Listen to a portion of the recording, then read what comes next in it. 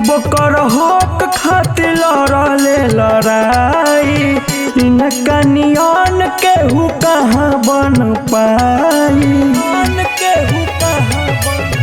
सब कर हक खातिर लड़ले लड़ाई, इनका नियन केहू कहाँ बन पाई। लिहले जनम आज के दिनवा खुशी में झूमे गौआनु हो। पुरमी समाज के तरफ से देत बानी शिवाजी महाराज के बधाइयानु हो। इनका जन्मदिन के अपना समाज के तरफ से देतानी बधाइयानु हो।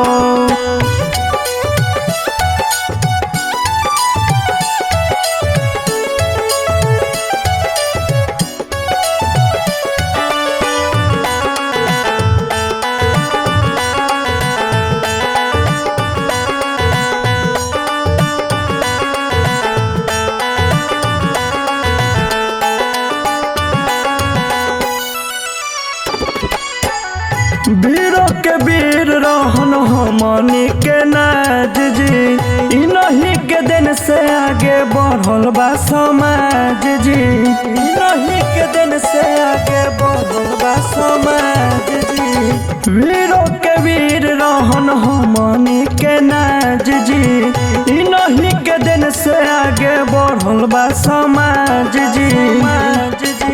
देशवा के अपना बचावे लड़ले लड़ाइयानु जी। कुर्मी समाज के तरफ से शिवा महाराज जी के देतानी बधाइयानु जी। कुर्मी समाज के तरफ से शिवा महाराज जी के देतानी बधाइयानु जी।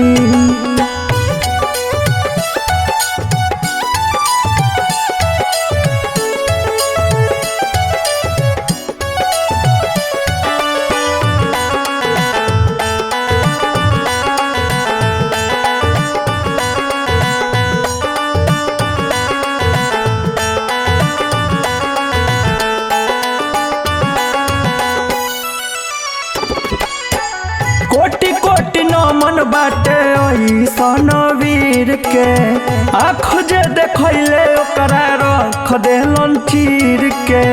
आँख जे देखैले ओकरा भाई चीर के। कोटि कोटि नमन बाटे ऐसन वीर के, आँख जे देखावल ओके रख देलन चीर के।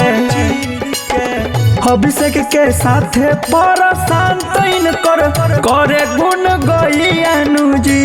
कुर्मी समाज के तरफ से शिवा महाराज जी के देतानी बधाइयानु जी। कुर्मी समाज के तरफ से शिवा महाराज जी के देतानी बधाइयानु जी।